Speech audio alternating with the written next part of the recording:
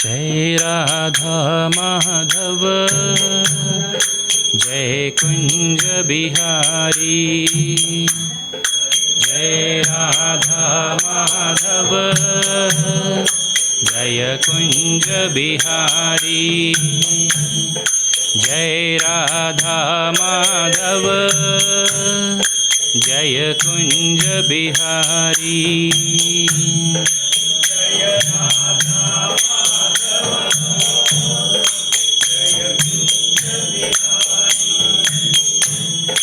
जय राधा माधव जय कुंज बिहारी।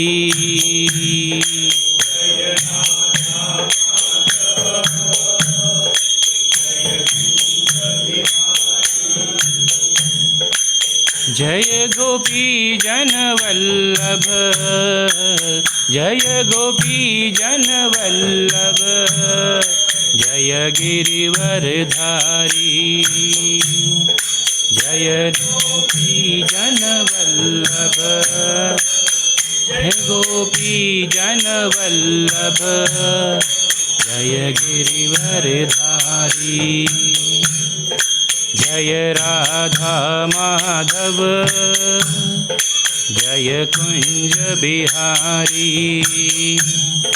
जय राधा माधव जय कुंज बिहारी।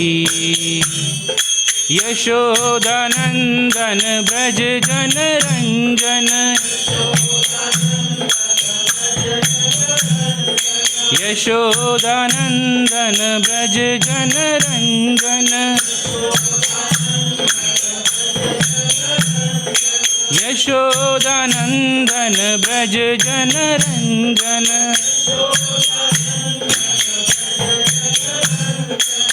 यमुना तीरा बनचारी यमुना तीरा बनचारी।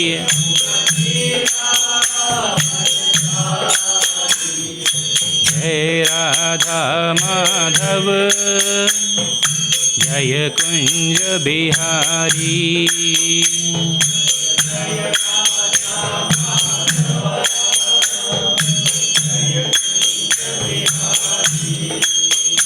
हरे कृष्णा कृष्णा कृष्णा हरे हरे हरे राम राम राम हरे हरे।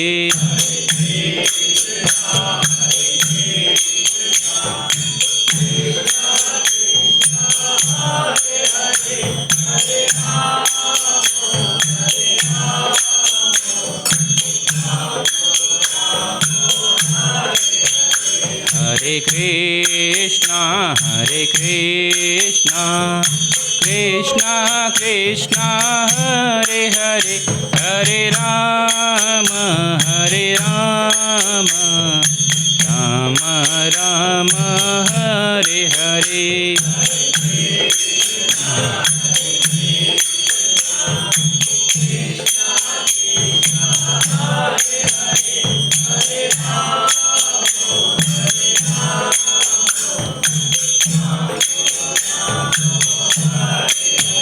अध्याय 12 श्लोक नंबर 8।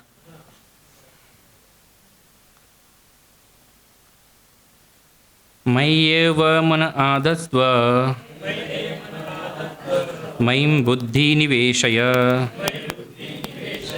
निवशिष्यसि मय्येव अत ऊर्ध्वं न संशयः। मय्येव मन आधत्स्व मयि बुद्धिं निवेशय निवशस्यसि मय्येव अत ऊर्ध्वं न संशयः। मय्येव मन आधत्स्व मयि बुद्धि निवेशय निवेशस्यसि मय्येव अत ऊर्ध्वं न संशयः। दोहराना चाहेंगे? मय्येव मन आधस्व मयि बुद्धिं निवेशय निवेशस्य मय्येव अतः ऊर्ध्वं न संशयः। श्लोक का तात्पर्य बोलिए।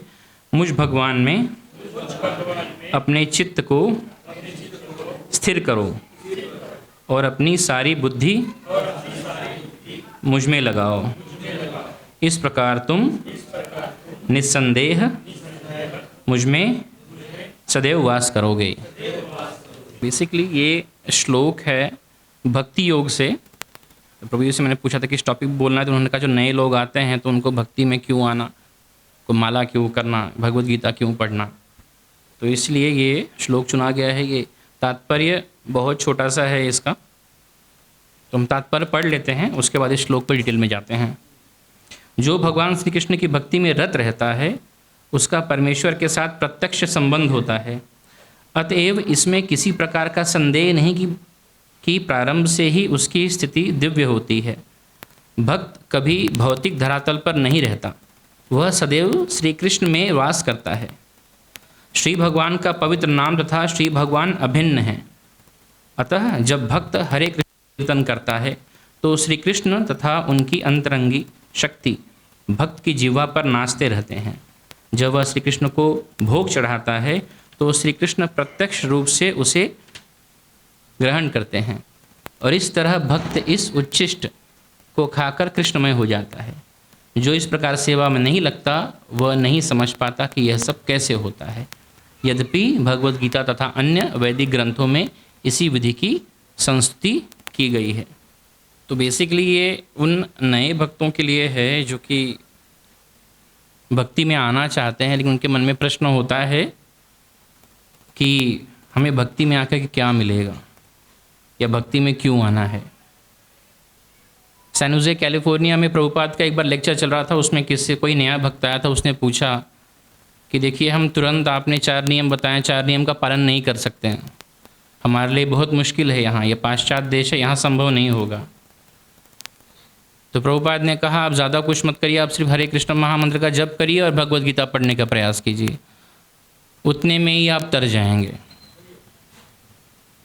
तो उसके बाद में तब उसी ग्रुप में ब्रह्मानंद प्रभु जी बैठे हुए थे।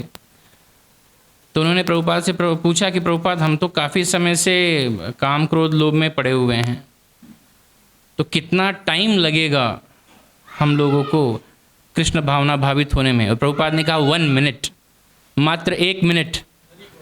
जैसे ही आप भगवान के सामने सरेंडर करते हैं आप कृष्ण भावना भावित हो जाते हैं। तो जब एक भक्त पूछते हैं कि हमें कृष्ण भावनामृत में क्यों आना चाहिए, तो और बहुत लोगों का तो यहाँ तक कहना होता है कि हमने भगवद गीता पढ़ी हुई है। तो जिन लोगों ने भगवद गीता पढ़ी कितने लोगों ने है, हाथ उठाइए। भगवद गीता क्या है?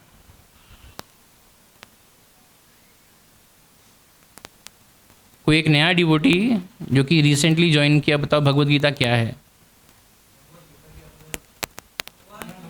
भगवान की वाणी है और अर्जुन और कृष्ण का संवाद है। और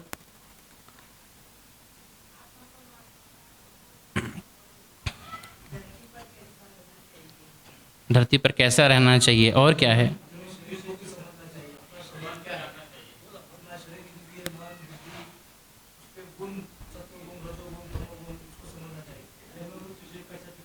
बन में तुझे कैसे छुटकारा चाहिए। प्रभु जी ने कहा अपना मन इंद्रियों पर कैसे काबू करना है भगवान को जानने के लिए।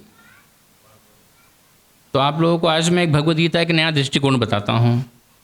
तो मान लीजिए आप लोग अभी यहाँ इस कलयुग में न होकर के द्वापर में ही हैं, द्वापर का हिस्सा हैं, जब कृष्ण भगवान थे इस धरती पर और पांडव भी थे, कौरव भी थे, महाभारत का युद्ध हुआ नहीं था।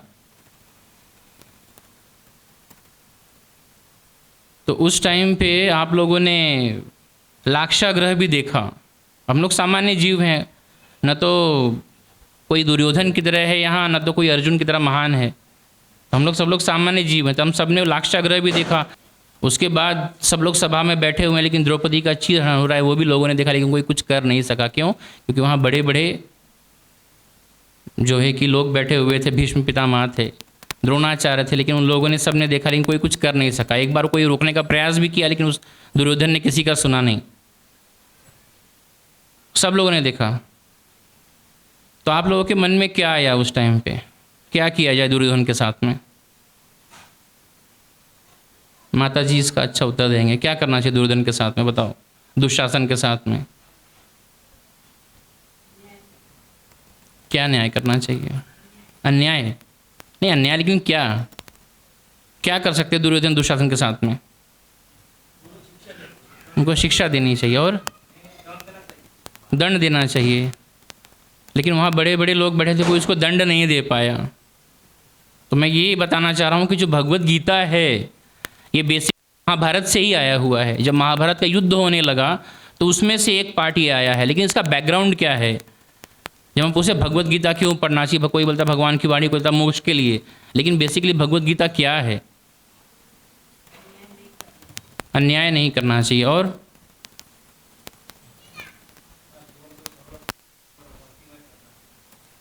ठीक है। तो अच्छा, कोई ऐसा है जो है कि जो दुर्योधन का साथ देना चाहेगा, जो बोलेगा नहीं नहीं चलो सब लोग तो पांडवों का साथ दे रहे हैं, हम दुर्योधन का साथ देते हैं? कोई ऐसा है आप लोगों में से? कोई साथ नहीं देना चाहेगा ना? तो क्या करना चाहिए? इसलिए मैं पूछ रहा हूँ, दुर्योधन का क्या करना चाहिए था? साथ छोड़ देना चाहिए और कारागार में भेज देना चाहिए। कोई ये नहीं बोल रहा युद्ध करना चाहिए, भगवान ने तो युद्ध किया नहीं था। तो ये मैं क्यों पूछ रहा हूँ आप लोगों से कि हम लोग सब लोग जानते हैं कि भगवत गीता किसने बोल दिया? भगवान की वाणी है, कृष्ण की वाणी है, अर्जुन को कुछ समझा रहे हैं। और सब लोग ये भी जानते हैं कि महाभारत से होते हुए आया हुआ है ये। और ये हम लोग ये भी बोल रहे हैं कि दुर्योधन का साथ नहीं देना चाहिए, कोई बोलेगा उसका वध भी कर देना चाहिए। तो गीता ऐसे सीरियस समय पर बोली गई है जब महाभारत का युद्ध होने वाला था। तो पहला चीज़ तो है कि गीता को जब आप पढ़ो तो बहुत सीरियस नोट पर पढ़ो। नए भक्तों के लिए यही मैसेज है कि जब गीता को आप पढ़ो तो सीरियस नोट पे पढ़ो। तो जब महाभारत का युद्ध होने लगा, अब मान लीजिए आज कलयुग के समय में हमारे शिक्षा गुरु श्रीमान सच्चिदानंद प्रभु जी आते हैं और बाहर कोई थोड़ा सा अंधेरा लगा हुआ है, तो हमारे जो मंदिर के इंचार्ज हैं कांतिलाल प्रभु, उनसे बोलते हैं, कन्हैया घनश्याम प्रभु जी से बोलते हैं नहीं आप यहाँ लाइट लगाइए। और आप सब लोगों का भी मत है, बोलते हैं नहीं यहाँ आप लाइट लगाना चाहिए, लेकिन प्रभु जी बोलते नहीं लगाना चाहिए यहाँ। तो एक बेसिक कॉमन चीज़ जो हम सब लोग समझ रहे हैं कि युद्ध होना चाहिए, लेकिन अर्जुन PhD लेवल का स्टूडेंट है, उसकी बुद्धि हम लोग जैसी नहीं है। 45 मिनट में गीता बोली और सुनी गई, हम लोग 45 दिन में पूरा नहीं कर पाते हैं, साल भर में पूरा नहीं कर पाते हैं। तो 45 मिनट में अर्जुन और कृष्ण का संवाद हुआ, उसमें गीता बोली भी गई, सुनी भी गई। तो कृष्ण और अर्जुन उस लेवल के टीचर और स्टूडेंट हैं कि वो लोग 45 मिनट में गीता बोल गए, सुन गए और समझ भी गए। तो जब महाभारत हम लोग स्टोरी की तरफ पढ़ते चले आए तो किसी ने ये ध्यान नहीं दिया कि जब महाभारत का क्लाइमैक्स आया, जब युद्ध का स्थिति आया, तो हम लोग भी सब लोग बोल रहे हैं होना चाहिए, कृष्ण भगवान बोल रहे हैं युद्ध होना चाहिए, लेकिन जो बोलते हैं ना मेन हीरो है अर्जुन, वो बोलता है मुझे युद्ध करना ही नहीं है। सब लोगों को लाक्षागृह याद है, सब लोगों को भीम को जहर दिया वो भी याद है, सब लोगों को द्रौपदी का चीरहरण भी याद है, पांडवों को वनवास मिला वो भी सबको याद है। लेकिन जब युद्ध करने के समय तो अर्जुन बोलता है मुझे युद्ध करना ही नहीं है। तो बेसिकली सब लोग बैठे थे अर्जुन के भरोसे पर। अगर अर्जुन को महाभारत के युद्ध से निकाल दिया जाए तो उसमें बचेगा क्या फिर? तो कौरव आराम से जीत जाएंगे। कृष्ण भगवान ने तो प्रतिज्ञा की मैं तो शस्त्र उठाऊंगा नहीं। तो मैंने प्रभु जी का एग्जाम्पल इसलिए दिया क्योंकि देखने जाओ तो इस समय सबसे वरिष्ठ और सबसे सीनियर वही हैं जो पूरे स्थिति को समझ सकते हैं। और हम लोग सब लोग कह रहे हैं प्रभु जी एक लाइट अब लगा दो, गुरु जी भी कह रहे एक लाइट लगा दो अब बाहर वहाँ, लेकिन प्रभु जी बोलते हैं नहीं लगाना चाहिए। तो सबका मत है लेकिन जब जो हमारा लीडर है, जो मेन व्यक्ति है, वो जब कहता है कि नहीं लाइट नहीं लगानी है, तो हमारे श्रीमान सच्चिदानंद प्रभु जी ने उनसे एक 45 सेकंड में कुछ उनको ऐसा समझाया कि वो मान गए कि नहीं मैं लाइट लगाने को तैयार हो गया हूँ। वहाँ वही 45 मिनट में भगवान श्री कृष्ण ने अर्जुन को कुछ ऐसा समझाया कि युद्ध के लिए तैयार हो गया। तो गीता हमको इसलिए पढ़नी चाहिए कि पूरी स्टोरी जानने के बाद में हमको यही नहीं पता कि भगवान कृष्ण ने अर्जुन से ऐसा क्या कहा कि हमको गीता क्यों पढ़नी चाहिए। और जिनको गीता समझ में भी नहीं आ रही है, चैतन्य महाप्रभु का एक दृष्टांत आता है। चैतन्य महाप्रभु गए थे दक्षिण भारत में, तो वहाँ एक मंदिर में जब उन्होंने प्रवेश किया तो उन्होंने देखा एक ब्राह्मण था, उसको संस्कृत नहीं आती, फिर भी वो बैठ के गीता कुछ अलट पलट रहा था, देख रहा था, और उसके आंखों से अश्रु गिर रहे थे। तो चैतन्य महाप्रभु ने उससे, और बाकी लोग उसको जो है कि मजाक उड़ा रहे थे, देखो इसको पढ़ने नहीं आता, गीता लेके बैठा है। चैतन्य महाप्रभु ने उससे पूछा कि आप ये क्या कर रहे हैं? बोले मैं गीता पढ़ने का प्रयास कर रहा हूँ। क्यों? क्योंकि मेरे गुरुजी ने कहा गीता पढ़ने के लिए। तो बोले आपकी आंख से अश्रु क्यों गिर रहा है? लेकिन आप पढ़ने का प्रयास कर रहे हो, आपको संस्कृत नहीं आती है, लेकिन आपकी आंख से अश्रु क्यों गिर रहे हैं? तो उन्होंने कहा जब हमारे गुरुजी ने गीता हमको कुछ समझाया था, तो उसमें उन्होंने बताया था कि कृष्ण जो है वो रथ पर सवार हैं, वो रथ चला रहे हैं, और अर्जुन रथ के ऊपर सवार हैं गांडीव लिए हुए। तो वो दृश्य याद करके मैं कि भगवान कृष्ण इतने भक्तवत्सल हैं कि अपने जो है कि मित्र के लिए, अपने भक्त के लिए वो रथ खींच रहे हैं, वो दृष्टांत सोच करके मैं रो रहा हूँ। तो कृष्ण चैतन्य महाप्रभु बोले बस तुमको गीता समझ में आई, बाकी किसी को गीता यहाँ समझ में आने वाली भी नहीं है, वो लोग तुम्हारे पर हंस रहे हैं। जब श्रील प्रभुपाद ने ये गीता के ऊपर टीका लिखी तो उन्होंने इसको अपने जो गुरु हैं उनको समर्पित कर दिया, भक्ति सिद्धांत सरस्वती ठाकुर जी को, उनको समर्पित कर दिया। बहुत सारे लोग हैं गुरु से काम निकलने के बाद बोलते गुरु कौन है? मुझे तो सब कुछ पहले से पता था। कैसे पता था? क्योंकि मैं तो अभिमन्यु से सीख करके आया, जैसे वो पेट में सीखा था, मैं भी पेट में सीख करके आया था। कहाँ से कैसे सीखा था हमको पता नहीं। और इतने सीरियस नोट पर भगवान ने गीता बताई है। यहाँ गीता के बारे में जो डिटेल दिया है, इस जगह पर आकर क्यों बताया है? तो परम पूज्य गोपाल कृष्ण गोस्वामी महाराज जी का एक बार मैं लेक्चर सुन रहा था, उन्होंने कहा किसी घर में बहुत ज़्यादा शोर मचा हुआ था, पति पत्नी जोर से लड़ाई कर रहे थे, और फिर अचानक से और उनकी लड़ाई अंत कहाँ होगी ये पता नहीं, तब तक अचानक से उनके घर से आवाज़ आने बंद हो गई। लेकिन जब उनकी लड़ाई चल रही थी तो किसी घर में मिक्सर चल रहा था, वो मिक्सर बंद हो गया, किसी घर में टीवी चल रही थी, वो टीवी बंद हो गई, किसी घर में कोई बच्चे खेल रहे थे, वो खेलना बंद हो गया। माँ बाप ने उन सबको चुप करा दिया। क्यों चुप करा दिया? बोले चुप बैठो, हमको सुनना आगे क्या हुआ उनके घर में, या झगड़ा क्या चल रहा था।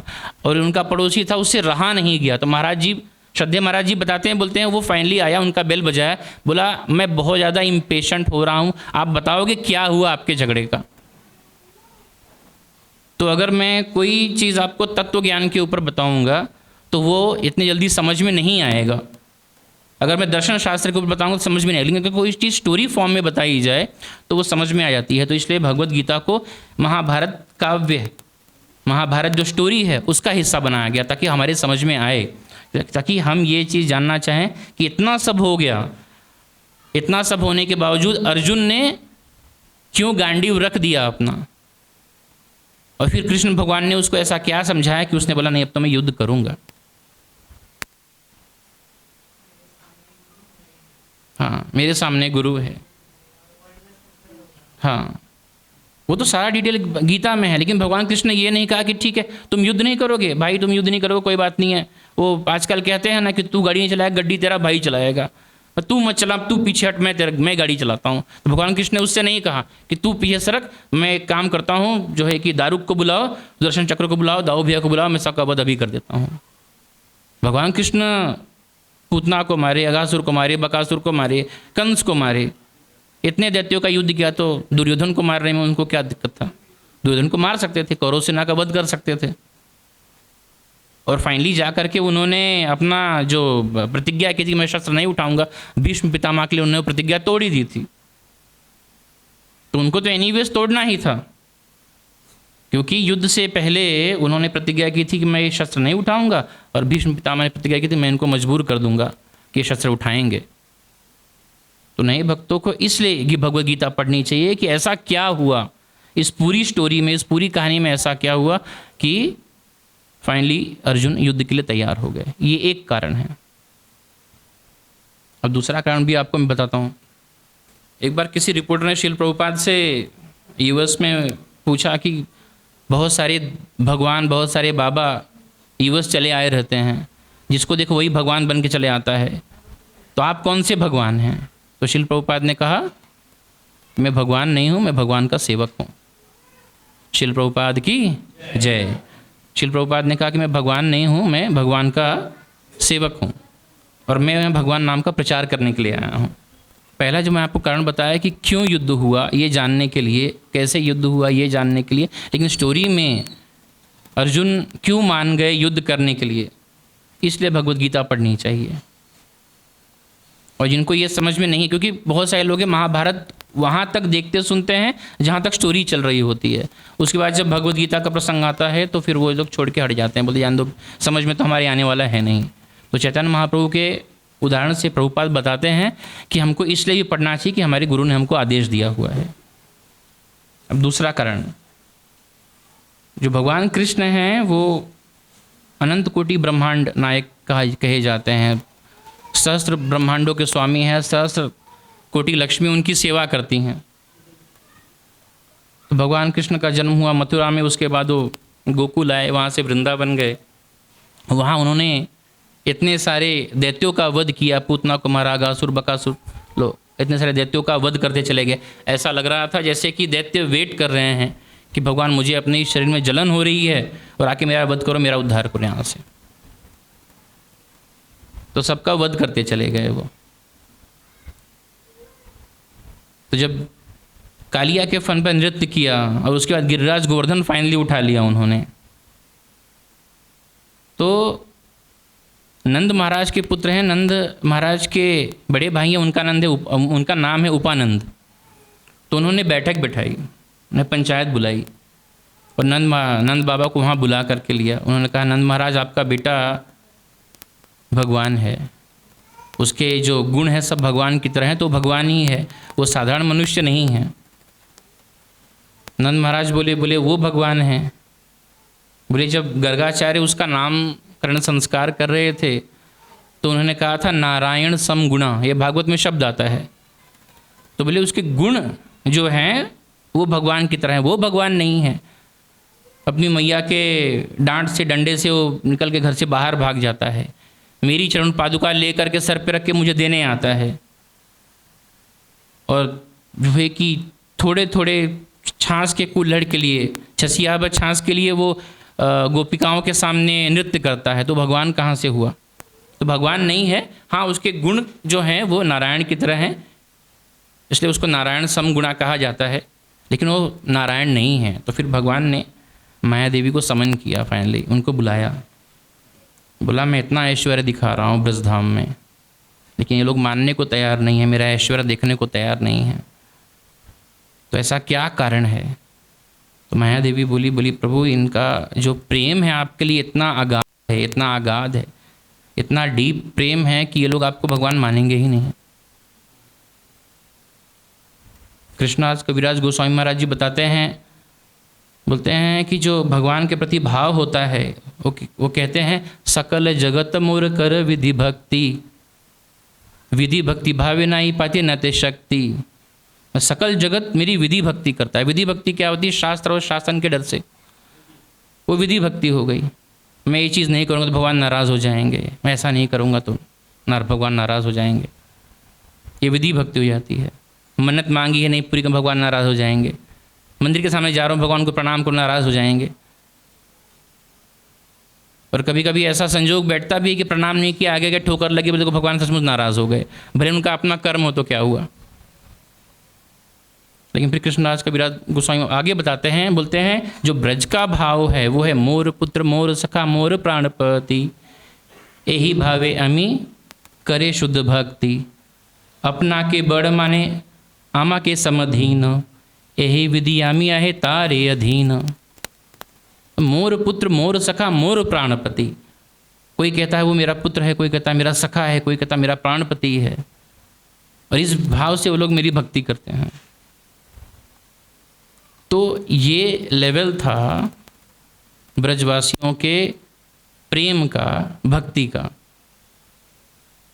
गोप सखाओं के साथ में आराम से गोचारण लीला करके आ रहे हैं, तो गोपियों की मटकी फोड़ रहे हैं, तो कंप्लेन जारी, तो पकड़े भी नहीं जा रहे हैं। पकड़े जा रहे हैं तो यशोदा मैया उनको बांध देती है। दामोदर लीला उसी का हिस्सा है कि यशोदा मैया ने उनको बांध दिया। तो उनको बांध दिया तो दाऊ जी पास से जा रहे थे, उन्होंने दाऊ जी से कहा जा कर के बोलो मैया से, मुझे बांध के रखा हुआ है यहाँ, तो तुमको फिर से बांध दिया, तुम ऐसी हरकतें करते हो कान्हा। तो फिर भी जाकर के बोलो उनको, बताओ मैं कौन हूँ, तुम कौन हो। तो जा कर के यशोदा मैया से बोले आपने किसको बांध दिया, आपको पता है? सहस्र कोटि लक्ष्मी उसकी सेवा करती हैं। बोली अच्छा, और तू कौन है? बोले मैं अनंत श्रेष्ठ संकर्षण हूँ। तो बोले तू जाता है, तुझे भी बांधूँ। तो आए, बोले तुम्हारा है, तुम्हारी हरकतें ऐसी कान्हा, मैं तो पहले ही कह रहा था, तुम अकेले बंदे रहो, मुझे थोड़ी बंधना है तुम्हारे साथ में। तो किसी भी भाव से वो लोग भगवान कृष्ण को भगवान मानने को तैयार नहीं हैं।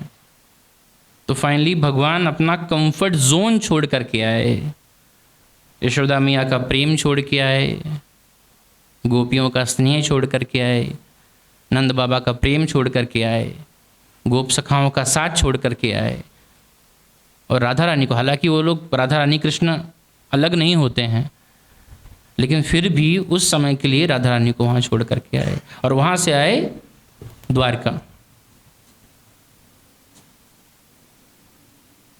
और जब द्वारका आ गए तो वहाँ भी अपनी रानियों के साथ चाहे तो ऐश्वर्य के साथ रह सकते थे, लेकिन आप इमेजिन कीजिए वो किसी रानी को अपने कह देते हैं, रानी उनसे प्रेम से कोई बात कर रही है, या वृंदावन में ही कोई उनको पूछ रहा है कि कान्हा तुम इतनी मट्टी लगा के क्यों घूम रहे हो, तो बोलते हैं तुमको पता है मनमना भव मद भक्तो मद्दाजी मां नमस्करूं। बोलते कान्हा पागल हो गया है, घर चला जा, वहाँ कोई नहीं सुनेगा उनका गीता का श्लोक। नंद बाबा को कहते हैं कि बाबा तुम कहाँ जा रहे हो? बोले बाबा मैं तो जा रहा हूँ नंद बैठक में, अभी आज पंचायत बुलाई है हमने। तो नंद बाबा को कृष्ण भगवान उपदेश दे रहे हैं, सर्वधर्मानि परित्यज्य मामेकं शरणं व्रज। वहाँ क्यों जा रहे हो, मैं ही सब कुछ हूँ। तो नंद बाबा थोड़ी सुनेंगे उनका। तो अपना कंफर्ट जोन छोड़ करके कृष्ण भगवान आए द्वारका, और द्वारका से आए फाइनली कुरुक्षेत्र। तो जो नए भक्त हैं उनको इस चीज़ का ध्यान देना चाहिए कि नंद बाबा कृष्ण भगवान इतनी दूर से अपना प्रेम, अपना स्नेह छोड़ करके आए हम लोगों के लिए। उनको इसकी आवश्यकता नहीं है, लेकिन वो इतनी दूर से छोड़ करके आए हम लोगों के लिए। और कहाँ आए? कुरुक्षेत्र के युद्ध स्थल में। और तब वहाँ वो अर्जुन को ये उपदेश दे रहे हैं। तो जब भगवान इतनी दूर आकर के अपने घर से ये उपदेश दे रहे हैं, तो पहला कारण जो मैंने बताया था वो ये कि महाभारत के युद्ध में अर्जुन को उन्होंने ऐसा क्या उपदेश दिया कि वो गांडी उठा करके युद्ध करने को तैयार हो गया। और दूसरा कारण ये है कि भगवान स्वयं अपना कंफर्ट जोन छोड़ करके आए हैं हम लोगों के लिए। और जब हमसे कहा जाता है गीता पढ़ने के लिए, तो हमारे पास माया देवी है मोबाइल के रूप में, हम लोग 1-1 घंटा 2-2 घंटा स्क्रीन स्क्रॉल कर सकते हैं, भगवद गीता कोई नहीं पढ़ता है। गुरुजी तो यहाँ तक कहते हैं जब नाम जप करने के लिए आया था तो लोगों को नींद आनी शुरू हो जाती है। तो ये क्या है?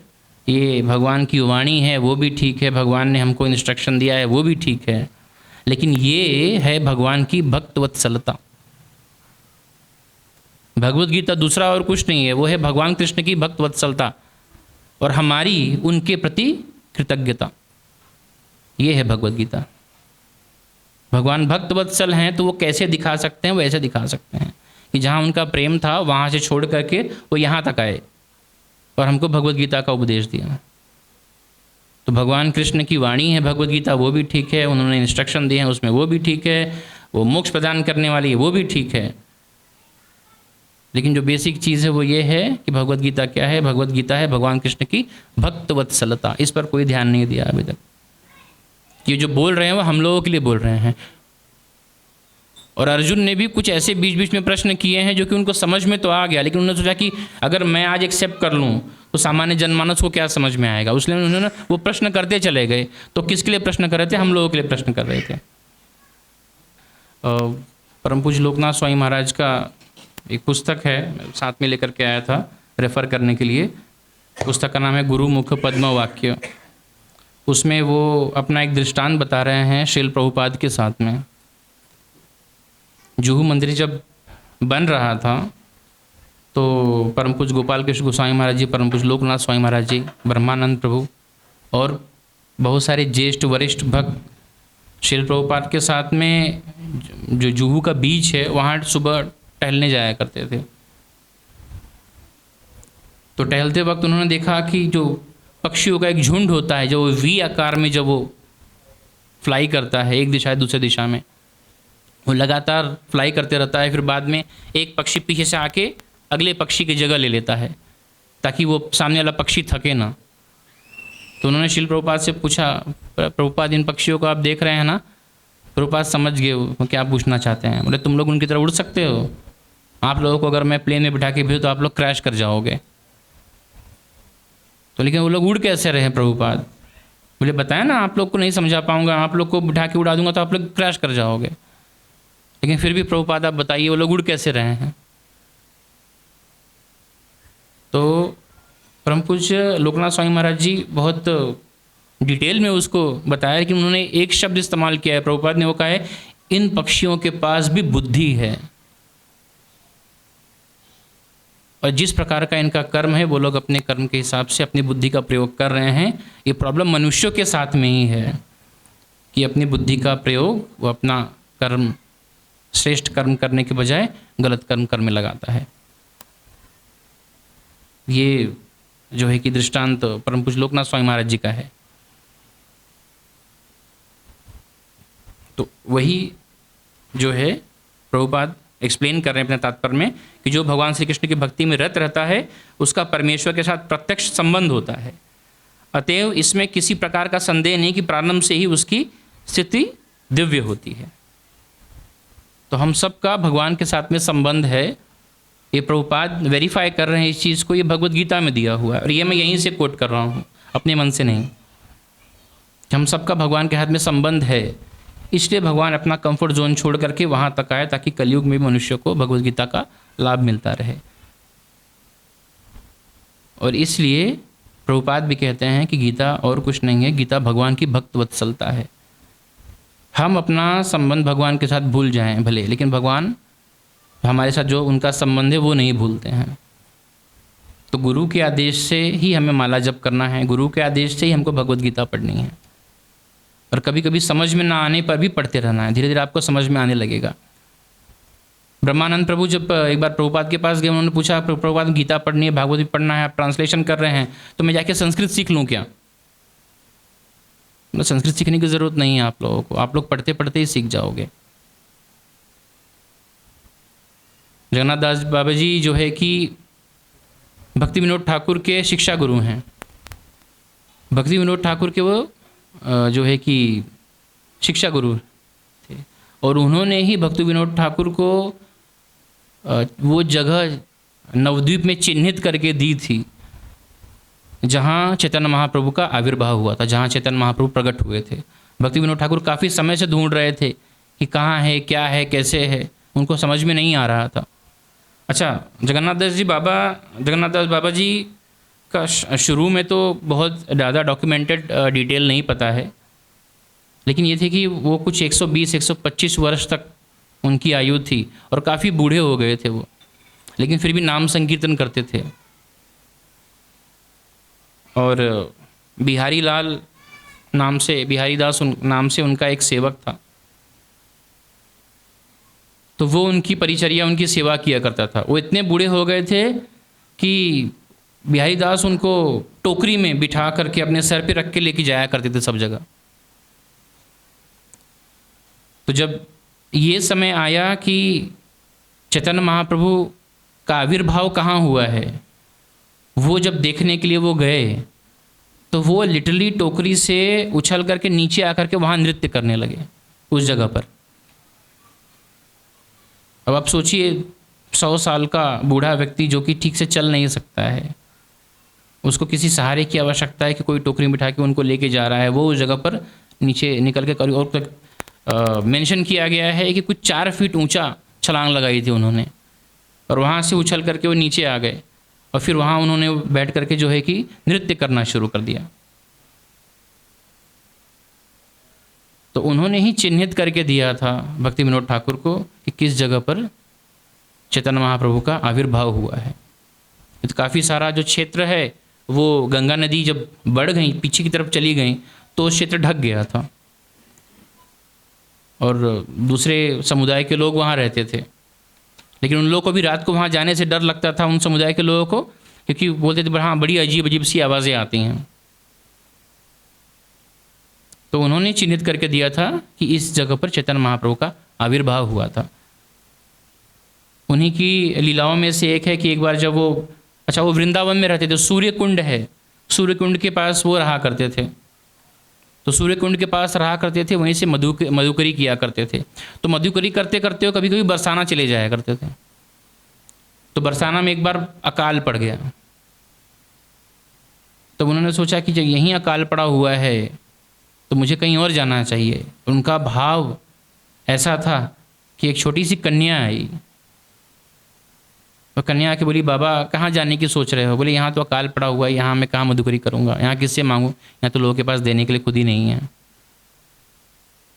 तो उसने बताया एक जगह, बोला आप इनके पास चले जाइए, वहाँ आपके लिए रोटी रखी हुई है, मैं उन्हीं की लड़की हूँ। उस समय वहाँ के सेठ थे वो।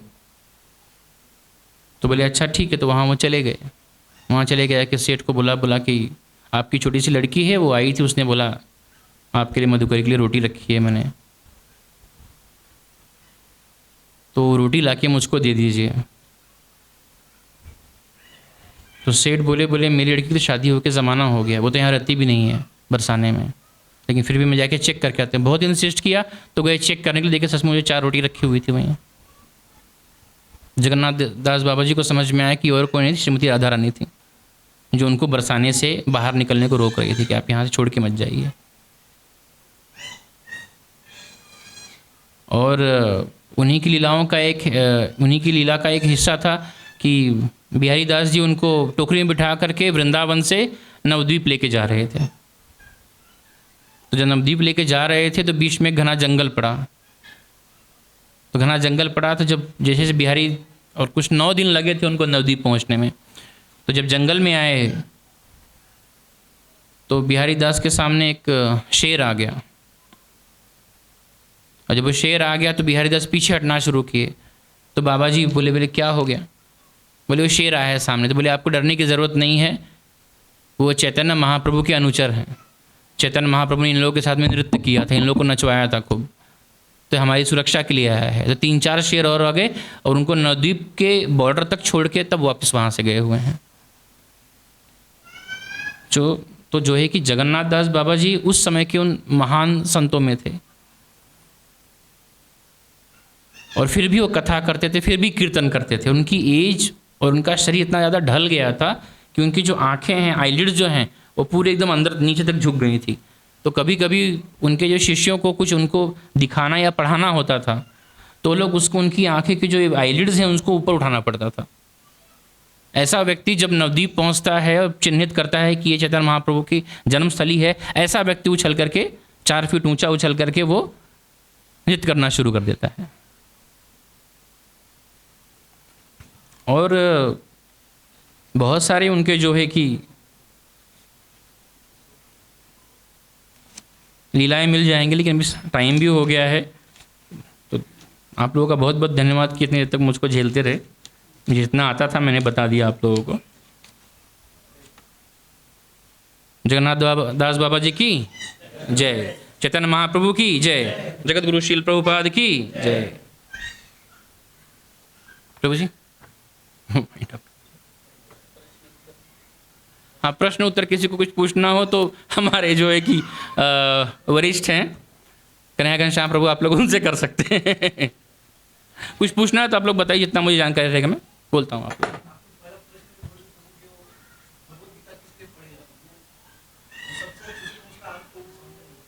क्या भगवत गीता हम लोग इसीलिए पढ़ते हैं कि भगवत गीता बेसिकली हम लोगों के लिए ही बनी है। हाँ।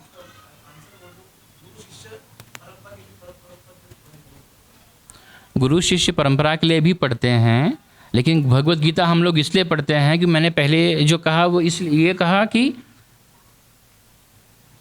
एक तो भगवान कृष्ण इतना दूर अपना जो होम टाउन है, अपना घर बार सब कुछ छोड़ करके वो हम लोगों के लिए यहाँ तक आए। क्योंकि अगर वो ब्रिजधाम में ब्रिजमंडल में भगवत गीता बोलेंगे तो वहाँ से बाहर निकलेगी नहीं, वहीं घूम के रह जाएगी, उनको कोई सीरियसली लेगा नहीं वहाँ।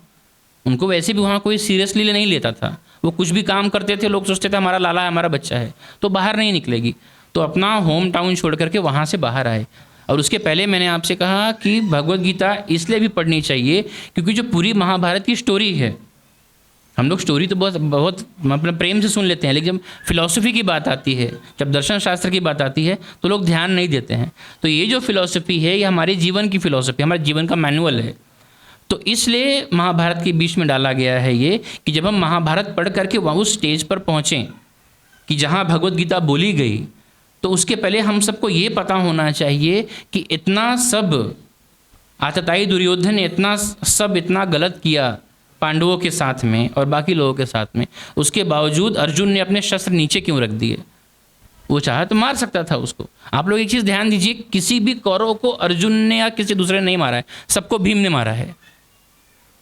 बाकी सबका वध अर्जुन ने किया है, भीष्म पितामह हो जाएं या द्रोणाचार्य हो जाएं, लेकिन जितने भी कौरव हैं, दुर्योधन को जंघा तोड़ के किसने मारा था? भीम ने मारा था। दुशासन को छाती फाड़ किसने मारा था? भीम ने मारा था। बाकी सारे कौरवों का वध भीम ने ही किया था।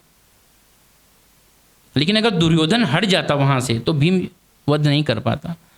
जो अर्जुन हट जाते बीच में से तो जो है कि भीम किसी का वध ही नहीं कर पाते, कैद कर लिए जाते या फिर पकड़ लिए जाते। और महाभारत में बीच में ऐसा भी हुआ था कि जो चक्रव्यूह रचा गया था, चक्रव्यूह इसलिए रचा गया था कि युधिष्ठिर को कैद किया जा सके। एक बार राजा पकड़ लिया जाएगा, युद्ध खत्म हो जाएगा। तो हमको इसलिए पढ़ना चाहिए। एक कारण ये भी है कि जब हम वहाँ कंक्लूजन तक पहुँच गए तो अर्जुन ने शस्त्र छोड़ क्यों दिया और भगवान कृष्ण ने ऐसा क्या कहा आकर के, उसको ऐसा क्या समझाया, तो वो है भगवद गीता। वो पूरा डिटेल में भगवान कृष्ण ने अर्जुन को आके समझाया, वो है भगवद गीता। ऐसा क्या कहा कि अर्जुन जैसा, मैंने बना PhD लेवल का स्टूडेंट है वो। हम लोग अगर भगवद गीता पढ़ने जाते हैं तो स्टेज 1, स्टेज 2, 1, 2, 3, 4 पढ़ते हैं, एक लेक्चर में आते हैं, उसका गुरु का सुनते हैं, खुद से कुछ मनन करते हैं और किसी का सुनते हैं, फिर तात्पर्य पढ़ते हैं उसका। लेकिन क्योंकि हम लोगों का जो लायकी है, हम लोगों का जो स्तर है उतना ऊंचा नहीं है, लेकिन अर्जुन उस लेवल का स्टूडेंट है, इसको हम बोलते हैं PhD लेवल का स्टूडेंट है, और भगवान कृष्ण उस PhD लेवल के टीचर हैं। इसलिए 45 मिनट में वो लोग आपस में ही भगवद गीता बोल करके उन्होंने संपन्न कर दिया। लेकिन उसको डिटेल में समझाया बाद में श्रील प्रभुपाद ने। तो ये समझाया हम लोगों के लिए। तो क्या हुआ उस स्टोरी में, ऐसा क्या हो गया, भगवान कृष्ण ने क्या कहा? भगवान कृष्ण की वाणी तो है, लेकिन भगवान कृष्ण ने कहा क्या उसमें ऐसा कि अर्जुन युद्ध करने के लिए तैयार हो गया। और दूसरा कारण ये है कि वो अपना होम टाउन छोड़ के यहाँ तक आए। कोई प्रश्न? विश्वरूप दर्शन, माता जी देखिए, विश्वरूप जो दर्शन है, अभी उसका अगर तत्व समझने जाएंगे तो उसका तत्व थोड़ा सा अलग हो जाता है। लेकिन विश्वरूप दर्शन 3 जगह दिखा चुके हैं भगवान, जो कि शास्त्र महाभारत में। एक तो कौरवों की राज्यसभा में दिखाया है, दूसरा अर्जुन को उन्होंने एक बार अलग से दिखाया। महाभारत का युद्ध समाप्त होने के बाद जब अर्जुन ने डिमांड किया कि आपने तो मुझे उस समय विश्वरूप दिखाया था, मैं फिर से देखना चाहता हूँ, और एक महाभारत के समय दिखाया उन्होंने। तो 3 बार उन्होंने दिखाया है,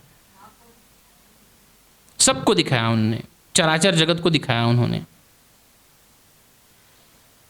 तो रामधारी सिंह दिनकर जो है कि पहले राष्ट्र कवि माने जाते थे, उन्होंने अपनी कविता में इस विश्वरूप का मेंशन भी किया हुआ है कि भगवान कहते हैं, यह देख महाभारत का रण और मृतकों से पटी हुई भू है, पहचान इसमें कहाँ तू है। जितने भी नक्षत्र हैं वो सब मेरे अंदर ही तुमको दिखाई दे रहे हैं। तो सब लोग मुझसे ही प्रकट हो रहे हैं और सब लोग मुझ में वापस समा जा रहे हैं। और जितने भी लोगों को आप देख रहे हो, आपको लग रहा है कि आप मारोगे, आपको पाप लगेगा या आपके अपने प्रिय हैं, उनको मैं पहले से मार चुका हूँ। आपको तो बस फॉर्मेलिटी निभानी, आप तो सिर्फ माध्यम हो। तो बेसिकली ये विश्वरूप जो है वो उसी प्रकार का है। इसलिए श्रील प्रभुपाद कहा करते विश्वरूप के बारे में, अगर कोई नया कोई गुरु प्रकट हो जाता, बोलता मैं स्वयं भगवान हूँ। बहुत सारे हैं ना, बोले मैं ही भगवान हूँ। प्रभुपाद का एक लेक्चर उन्होंने स्पेसिफिकली कहा है, कहते गुरु कौन है, उसको कहाँ से पता, वो क्यों जानेगा, उसको कुछ पता ही नहीं है, मुझे सब कुछ पता है। अभिमन्यु पेट में सीख सकता तो मैं भी पेट में सीख सकता हूँ। बाद में भगवान कौन है, भगवान मर गया, मैं ही भगवान हूँ। तो प्रभुपाद ने सिंपल सा कहा है, अगर कोई बोले मैं भगवान हूँ तो उसको पूछो हमको विश्वरूप दिखा दो, हम मान जाएंगे तुम भगवान हो। तो विश्वरूप सिर्फ भगवान दिखा सकते हैं। तो विश्वरूप इन 3 जगहों पे दिखाया गया है। एक कौरवों के महल में दिखाया था, जब दुर्योधन को वार्निंग देने गए थे, संधि प्रस्ताव लेके गए थे कि दे दो केवल 5 गांव और बाकी अपनी तमाम धरती अपने पास रखे रहो, हमको चल जाएगा। लेकिन रामधारी सिंह दिनकर वही कहते हैं, क्योंकि जब नाश मनुज पर छाता है पहले विवेक मर जाता है। विनाश काले विपरीत बुद्धि। तो उसने उस समय माना नहीं, तो उसमें विश्वरूप दिखाया। उसके बाद में दूसरी बार विश्वरूप दिखाया अर्जुन को महाभारत के रण क्षेत्र में, और तीसरी बार उन्होंने विश्वरूप दिखाया जब महाभारत का युद्ध खत्म हो गया। तो फिर से अर्जुन ने डिमांड किया। महाभारत में तीसरी बार भी मेंशन्ड है कि तीसरी बार विश्वरूप फिर से उन्होंने वहाँ दिखाया। लेकिन वो विश्वरूप देखने के लिए भी वैसी दृष्टि चाहिए, दिव्य दृष्टि चाहिए, वो हर कोई नहीं देख सकता है। तो वैष्णवाचार्य बताते हैं विश्वरूप के बारे में कि विश्वरूप जो भगवान का है वो ऑलरेडी सब जगह व्याप्त है, सिर्फ हम लोग देख नहीं सकते। तो भगवान का जो विश्वरूप है वो पहले से ही सब जगह व्याप्त है, लेकिन हम लोग सिर्फ देख नहीं सकते उनको, क्योंकि हमारी क्षमता उतनी नहीं है। जो सिद्ध पुरुष हैं, जो महात्मा हैं, जिनके पास दिव्य दृष्टि है, वो भगवान का विश्वरूप हर वक्त देखते हैं। ऐसे इंद्रादि देवता भगवान का विश्वरूप हर वक्त देख सकते हैं। तो उसका तत्व और ज़्यादा डीप है। विश्वरूप 3 बार दिखाया गया था। और कोई प्रश्न?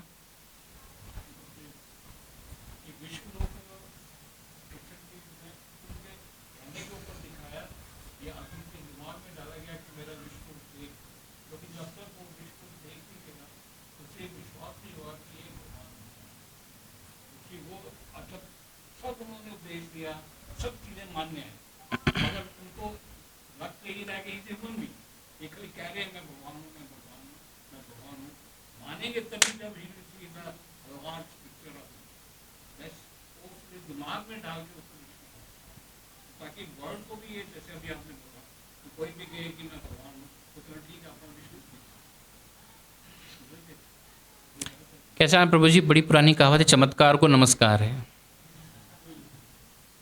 तो उन्होंने इतना पूरा गीता का ज्ञान दिया, सब कुछ समझाते रहे, लेकिन अर्जुन प्रश्न कर रहा था, लगातार प्रश्न कर रहा था उनसे। तो शस्त्र तो उनको उठाना था नहीं वहाँ, अभी तो गीता का ही ज्ञान चल रहा था। तो उन्होंने बोला कि अर्जुन को फिर कुछ स्पेसिफिकली ऐसा दिखाया जाए कि उसको लगे कि जो मैं बोल रहा हूँ वो सच है। तो इसलिए उन्होंने वो विश्वरूप दिखाया। उन्होंने दिखाया कि जो तुम कर रहे हो वो तुम अपने मन से नहीं कर रहे हो, वो मेरे प्रभाव से कर रहे हो, मेरी इच्छा से कर रहे हो।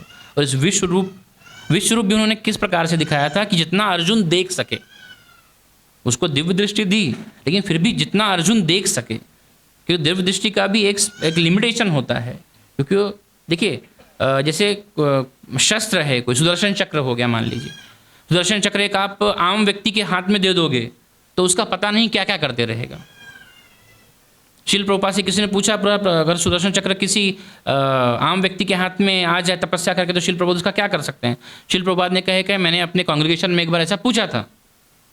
तो बोले प्रभुपाद बात प्रॉब्लम क्या है पता है? प्रॉब्लम है कि जब बड़े हमारे फेस्टिवल्स होते हैं तो उसमें सब्जी काटने में बड़ी दिक्कत होती है,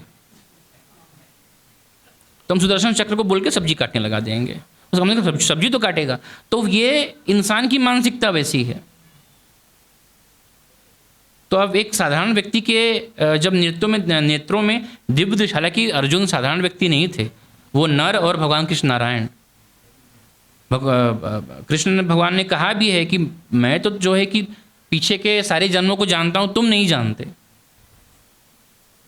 तो उनके आंखों में उस समय दिव्य दृष्टि दी थी उन्होंने, तो वो एक स्पेसिफिक फॉर्म में उनको देख पा रहे थे। नहीं तो उससे भी बहुत बड़ा, बहुत विशाल रूप है भगवान कृष्ण का।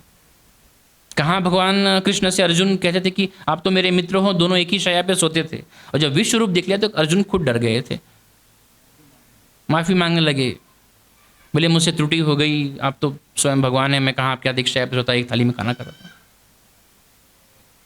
तो विश्व रूप भगवान कृष्ण ने इसलिए दिखाया था। जब मैंने कहा चमत्कार को नमस्कार है, कुछ ऐसा दिखाना आवश्यक हो गया था अर्जुन को कि अर्जुन की आंख से पर्दा हट जाए कि तुम युद्ध करो, जो होगा मैं देखूंगा।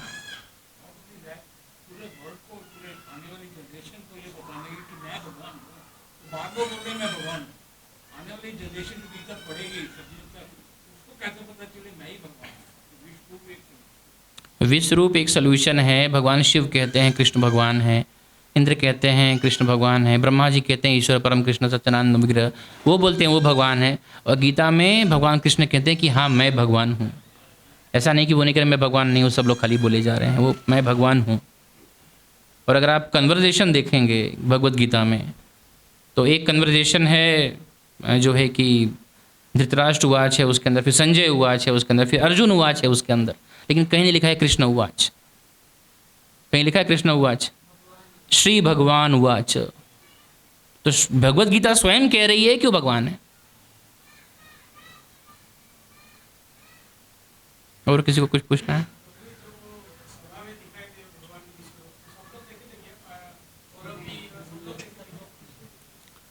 देखिए, जब ट्रांसफॉर्म होना शुरू हुए कृष्ण भगवान, महाभारत में इस प्रकार से वर्णन है, जब ट्रांसफॉर्मेशन शुरू हुआ, जब भगवान ने वो महाकाय महाबाहु रूप लेना शुरू किया, तो तब तक तो वो सब लोग उनको देख रहे थे, तब तक उनको देख पा रहे थे, क्योंकि कहीं ना कहीं दुर्योधन को भी ये बताना था कि भाई अब से भी सुधर जाओ,